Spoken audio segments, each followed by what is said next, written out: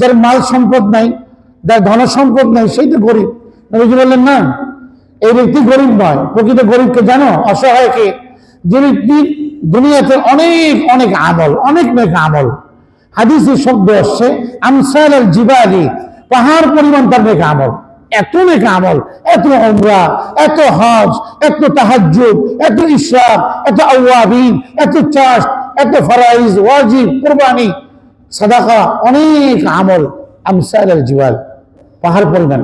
কিন্তু এই নেক আমলগুলো করার সাথে সাথে লোকটা আরাদা হাদা ওয়া শাতামা হাদা ওয়া সাখাতা আলাইহি, এই লোকটা কারো মাল আত্মসাৎ করছে, এই লোকটা কাউকে গালি দিচ্ছে, এই লোকটা কাউকে অশ্লীল কথা বলছে, এই লোকটা নোংরা কথা বলছে, এই লোকটা মানুষের ইজ্জতের উপর আঘাত হানছে, মানুষের ব্যক্তিত্বকে নষ্ট করে দিচ্ছে, মানুষের সামনে মানুষকে লজ্জা দিচ্ছে, অপমান করছে, ইনসাফ করছে, অথচ তার লোকটার অনেক আমল।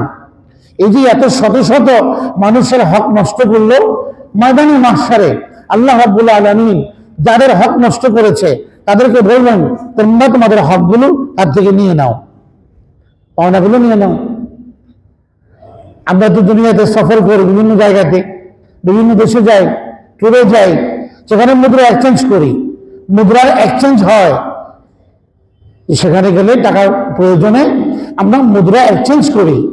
কিন্তু আখিরাতের মহা সফর আমাদের সামনে, হাসরের মাঠ, সেখানে কিন্তু মুদ্রা এক্সচেঞ্জের কোনো দোকান থাকবে না, সেখানে মুদ্রা এক্সচেঞ্জ হবে না, পাওনাদারের পাওনা শোধ করতেও পারবে না। সেখানে পাওনা শোধ করার একটাই মুদ্রা আছে, সেটা হলো নেক আমল, আমলে সালেহ। সমস্ত নেক আমলগুলো ট্রান্সফার করে আল্লাহ তাআলা যারা পাওনাদার তাদেরকে দিয়ে দিবেন। দিয়ে দেওয়ার পরে যদি এই পরে কোনো পাওনাদার থেকে যায়, যাকে তার পাওনা এখনো পরিশোধ হয় নাই, আর তার সমস্ত আমল শেষ হয়ে গেছে, আল্লাহ রাব্বুল আলামিন পাওনাদারের গুনাহগুলোকে ট্রান্সফার করে ওই যে পাহাড় পরিমাণ নেক আমলকারী ব্যক্তির আমল নামাতে ট্রান্সফার করবেন। এখন তার আমল নামাতে শুধু গুনাহ আছে, নেক আমল নাই। হাদিসে আসছে, রাসূল করিম সাল্লাল্লাহু আলাইহি ওয়াসাল্লাম বলেন, আল্লাহ তাআলা তখন ফেরেশতাকে বলবেন, উতরুহু, একে নিক্ষেপ করো, নিয়ে যাও, সুম্মা তুরিহা ফিন্নার, এরপর তাকে জাহান্নামে ফেলে দাও। নবীজি হাদিস বলে সাহাবা কেরামকে বুঝালেন এই কথা। দেখেছো প্রকৃত অসহায় ব্যক্তিকে অনেক নেক আমল করলো কিন্তু গুনাহ ছাড়ে নেই, অনেক ধরনের গুনাহের মধ্যে সে ব্যস্ত ছিল, লিপ্ত ছিল। ওই গুনাহের কারণে আজকে সে প্রকৃত অসহায়। হাসর মাঠ পাহাড় পরিমাণ নেক আমল করেও সে জিততে পারলো না আখিরাতে। যালিকা ইয়াউমুত তাগাবুন, সেদিনটা হবে হার জিতের দিন। সেদিন কারা জিতবে? মান আমাল আমাল সালিহাত, মান আমিলা সালিহা, যে নেক আমল করবে সেই জিতবে। ওমান আমিলা সালিহান ফাইন্নাহু ইয়াতুবু ইলাল্লাহি মাতাবা, যে আল্লাহর কাছে তওবা করে ফিরে আসবে আল্লাহর দিকে। যে সময়ের মূল্যায়ন করা চাই। আমার মৃত্যুর সাথে সাথে আমার হিসাব নিকাশ শুরু হবে, তার আগেই নিজের জীবনের হিসাব নিজেকে নেওয়া চাই। হাসিবু ক্বাবলা আন তুহাসাবু, রাসূল বলেন নিজের হিসাব নাও আগে, তুমি নিজে হিসাব নাও। বুদ্ধিমান ব্যক্তি কারা? প্রশ্ন করলেন রাসূলকে, বুদ্ধিমান কারা? মান আকিয়াসুন নাস, ইয়া রাসূলুল্লাহ, বুদ্ধিমান কে, সচেতন কে, পরিণামদর্শী কে? দুনিয়াতে যারা সফল হয় দুনিয়াবি কাজে, আমরা তাদেরকে অনেক বড়, তাদেরকে আমরা বিচক্ষণ বলি, তাদেরকে আমরা সচেতন বলি, তাদেরকে আমরা সতর্ক বলি, খুব চালাক চতুর বলি। রাসূল করিম সাল্লাল্লাহু আলাইহি ওয়াসাল্লামকে জিজ্ঞাসা করা হলো, মান আকিয়াসুন নাস ওয়া আহজামুন নাস, বুদ্ধিমান ব্যক্তিকে? বুদ্ধিমান আল্লাহ তাআলা কোরআনে কারীমে বুদ্ধিমান ব্যক্তির কথা বলেছেন, ইন্না ফী যালিকা লাআয়াতিন লিউলিল আলবাব, বুদ্ধিমান ব্যক্তিদের জন্য নিদর্শন। আল্লাহ নিদর্শনগুলো বুদ্ধিমান ব্যক্তিদের জন্য, যাদেরকে আল্লাহ বুদ্ধি দিয়েছেন, মেধা দিয়েছেন, যারা এই বুদ্ধি দিয়ে আল্লাহকে ভয় করবে। আল্লাহকে ভয় করা দরকার। ওয়াত্তাকুন ইয়া উলিল আলবাব, হে জ্ঞানীরা আল্লাহকে ভয় করো, আমাকে ভয় করো। জ্ঞানীরা জ্ঞান দিয়ে বুঝবে আল্লাহকে ভয় করা প্রয়োজন, আল্লাহকে ভয় করা দরকার। ইয়া আইয়ুহাল্লাযীনা আমানুত্তাকুল্লাহা হাক্কা তুকাতিহি, এই ইমানদারগণ আল্লাহকে ভয় করো যথাযথভাবে। যেভাবে ভয় করলে আল্লাহকে ভয় করার হক আদায় হয়, সেভাবে আল্লাহকে ভয় করো। আল্লাহ তামুতুন্না ইল্লা ওয়া আনতুম মুসলিমুন, মুসলমান না হয়ে মৃত্যুকে আলিঙ্গন করো না। এর অর্থ কি? এর অর্থ হলো যে একজন ব্যক্তি পরিপূর্ণ মুসলিম তখনই হতে পারে যখন তার ভেতরে তাকওয়া থাকে, তাকওয়ার আলো থাকে, তাকওয়ার নূর থাকে। একজন ব্যক্তির ভিতরে যখন আল্লাহ ভীতি থাকে তখনই সে মুমিন হয়, তখনই সে পরিপূর্ণ মুমিন হয়, পরিপূর্ণ মুসলিম হয়, যদি তার ভেতরে আল্লাহ ভীতি থাকে।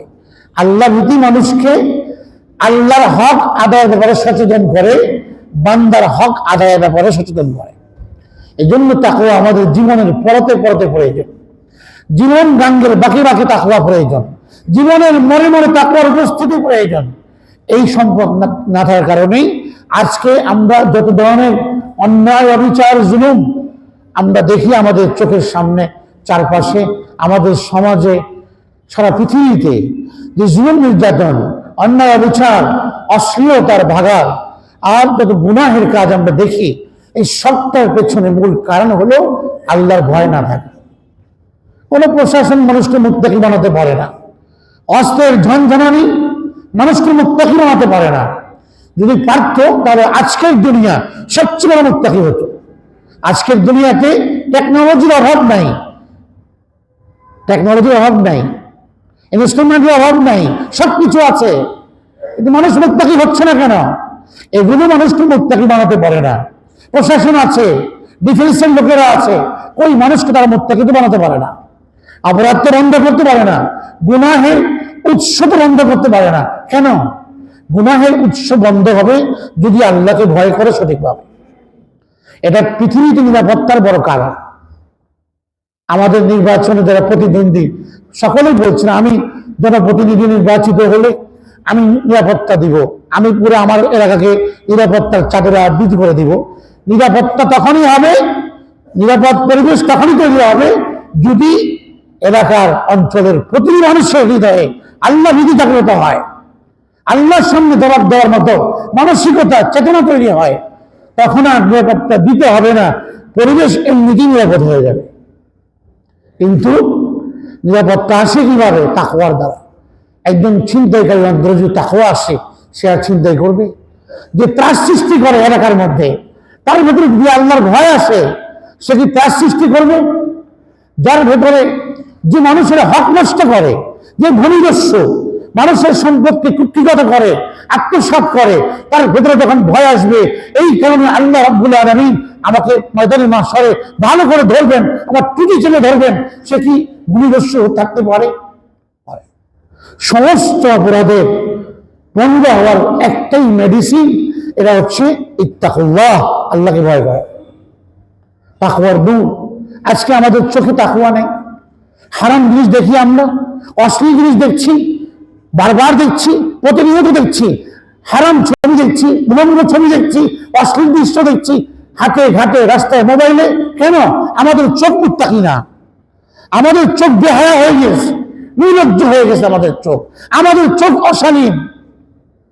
একসময় মুসলমানদের অন্তর হায়া ছিল, শালীন ছিল, সে কারণে মুসলমানদের প্রতিটি অঙ্গ থেকে লজ্জা বের হতো, শালীনতা বের হতো, মুসলমানদের অঙ্গ থেকে তাকওয়ার নূর প্রকাশিত হতো। আজকে মুসলমানদের অন্তর, সমস্ত অঙ্গের যেটা মূল সেন্টার, মূল সর্দার, লিডার, কলব, অন্তর, হৃদয়, হাত, এটা যেহেতু বেশরম হয়ে গেছে, নির্লজ্জ হয়ে গিয়েছে, এই জন্য আজকে চোখ নির্লজ্জ, কান নির্লজ্জ, চোখ দিয়ে হারাম জিনিস দেখে আনন্দ পাই। অথচ আল্লাহ রাসূল বলেছেন যে হারাম দৃষ্টিপাত করলো আল্লাহ পাকের লানত তার উপরে। লানাল্লাহুন নাযির আল মানজির ইলাইহি, যে তাকানোর ব্যবস্থা করে দিল তার দিকে, আকৃষ্ট করলো, পর্দাহীনতা, তো আল্লাহ পাকের লানত তার উপরে। আচ্ছা, আল্লাহর লানত যার উপর থাকে, এই লোকটার জীবনটা কতটা বিষাদময় জীবন হবে, কতটা অশান্তির জীবন তার। যে জীবনে আল্লাহর লানত, সেই জীবনে তো আল্লাহর রহমত নাই। লানত আর রহমত তো একসাথে একই টাইম এক ব্যক্তির জীবনে আসতে পারে না। তো যে হারাম কাজে লিপ্ত, তার উপর আল্লাহর লানত, তার জীবনে আল্লাহর রহমত আসবে কোত্থেকে? প্রশান্তি আসবে কোত্থেকে অন্তরে?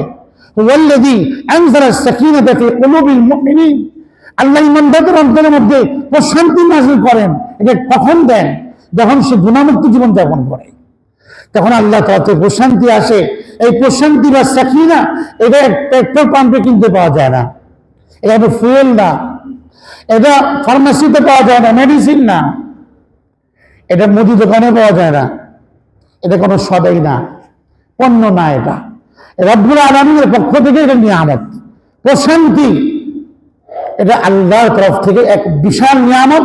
আল্লাহ তাকেই দান করেন যে আল্লাহ থেকে গাফেল নয়, গুনাহগার অন্তর আল্লাহ থেকে গাফিল।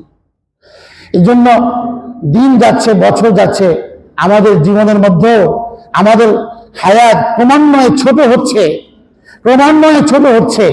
আমরা কবরের দিকে অগ্রসরমান, আমরা মৃত্যু পথের যাত্রী, আমরা অগ্রসর হচ্ছি মৃত্যু পথের দিকে।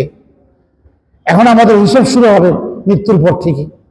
আমাদের কবরে আমাদের নেক আমলের সঙ্গী হবে, নেক আমল ছাড়া সেখানে আমাদের কোনো সঙ্গী নাই। আজকে আমাদের অনেক বন্ধু বান্ধব, অনেক সঙ্গী সাথী, অনেক ভালো মন্দ সঙ্গী সাথী আমাদের আছে। কিয়ামতের দিন, আরে আমার ইন্তেকালের পরে আমাকে রেখে আসবে, আমি একা থাকবো সেখানে। এতটুকু চিন্তা আমাদের প্রত্যেকে নিয়মিত করা উচিত। এটাকেই রাসূল বলেছেন আকসিরু যিকরা হাযিহিল লাযযাতিল মাউত। এই যে মৃত্যু, এটা কেমন? এটা দুনিয়ার সমস্ত স্বপ্নকে নষ্ট করে দেয়। আমার অনেক প্ল্যান, অনেক স্বপ্ন, অনেক ড্রিম সব নষ্ট করে দেয়। আমি ডেভেলপ করবো, আর ফিউচার ডেভেলপ হবে, সব কিছুর মধ্যে আঘাত করে এসে মৃত্যু। নবীজি বলেছেন এই যে দুনিয়ার স্বাদ নষ্ট করে দেয়, লম্বা দীর্ঘ দীর্ঘ স্বপ্ন আশা, ভোগবাদী জীবনের দীর্ঘ দীর্ঘ আশা স্বপ্ন সৌধকে চুরমার করে দেয় নিমিষেই। এই মৃত্যুটা, এটাকে তোমরা বেশি বেশি স্মরণ করো, চলতে ফিরতে স্মরণ করো। করলে কি হবে? মৃত্যু চিন্তা, মৃত্যু ভাবনা আপনার আমলকে পরিশুদ্ধ করে দেবে। যেহেতু আমাকে মরতে হবে, তাহলে ভালো কাজ করা চাই। এটা বুদ্ধিমানের কথা। বুদ্ধিমান ব্যক্তিকে আল্লাহ নবী বলেন যে ব্যক্তি মৃত্যুর প্রস্তুতি নেয় বেশি বেশি এবং মৃত্যুর কথা স্মরণ করে বেশি বেশি, এই ব্যক্তি হচ্ছে বুদ্ধিমান। সে তার বুদ্ধির আলোকে আখিরাতের ফিকির করে, আখিরাতের ভাবনা, মৃত্যু পরবর্তী জীবনের চিন্তা করা উচিত আমাদের প্রতিনিয়ত। এটা সহজ হবে যদি আমাদের ভেতরে তাকওয়ার নূর থাকে। তাকওয়া, আমরা চোখের খেয়াল করছি, এখানে তাকওয়া নাই। কান দিয়ে হারাম কথা শুনছি, অশ্লীল কথা শুনছি ফোনে, এখানে আমাদের কানের মধ্যে লজ্জা নাই, তাকওয়া নাই। মুখে আমরা অশ্লীল কথা বলছি, আমাদের মুখে তাকওয়া নাই। হাত দিয়ে অন্যায় করছি, এখানে তাকওয়া নাই। পা দিয়ে অন্যায় জায়গাতে যাচ্ছি, এখানে তাকওয়া নাই। এই তাকওয়া অন্তরে যদি আসে, তাহলে সমস্ত অগ্নিগুলো মুত্তাকি হবে। তো সেই জন্য জীবনের এই মূল্যবান সময়কে কাজে লাগাই। আল ওয়াক্তু আন তাসমাউনিতা বিহিজিহি। এক আরবি কবি বলেন যে তুমি যত কিছু সংরক্ষণ করে সেভ করো, এবং তোমার কাছে মনে হয় যে এটাকে আমার এই সম্পদটাকে সেভ করা দরকার, এই সমস্ত সম্পদের মধ্যে সবচেয়ে দামি সম্পদ হচ্ছে সময়। আর আমি দেখছি তুমি এটাকে পানির মতো নষ্ট করছো, খরচ করে ফেলছো। তো সময়ের হেফাজতে আল্লাহ তাআলা কোরআনে কারীমে একটি সূরা, ছোট্ট একটি সূরা, সূরাতুল আসর নাযিল করে আমাদেরকে সচেতন করেছেন এবং আমাদেরকে আকৃষ্ট করেছেন, দৃষ্টি আকর্ষণ করেছেন আমাদের। যে কোরআনের পাঠক যারা, কোরআনের বিশ্বাসী যারা, তারা কোরআনকে নিয়ে চলতে চাও, কোরআনের সান্নিধ্যে আসতে চাও, কোরআনের পরশে এই তুমি নিজেকে পরশিত হতে চাও, কোরআনের সুগন্ধিতে নিজেকে মোহিত করতে চাও, আসো কোরআনের ছায়াতলে। বলে আসরি ইন্নাল ইনসানা লাফি খুসরিন। প্রতিটি মানুষ, সকল মানুষ ক্ষতিগ্রস্ত। সময় সবকরা লেখানো বলছেন সময় অনেক দামি, এটা একবার চলে গেলে আর আসে না। সব মানুষ ক্ষতিগ্রস্ত, সকল মানুষ। কিন্তু আবার আল্লাহ তাআলা বলেছেন শুধু 4 শ্রেণীর মানুষ ছাড়া। 4 শ্রেণীর মানুষ কারা? এরা ক্ষতিগ্রস্ত নয়, এরা লাভবান, আল্লাহর সাথে ব্যবসায় লিপ্ত। 1 নম্বর কারা? ইল্লাল্লাযীনা আমানু, ঈমানদার যারা। ওয়া আমিলুস সালিহাত, নেক আমল করে, গুনাহ ছাড়ে, ভালো কাজ করে, নেক আমল দুটি নিজের জন্য।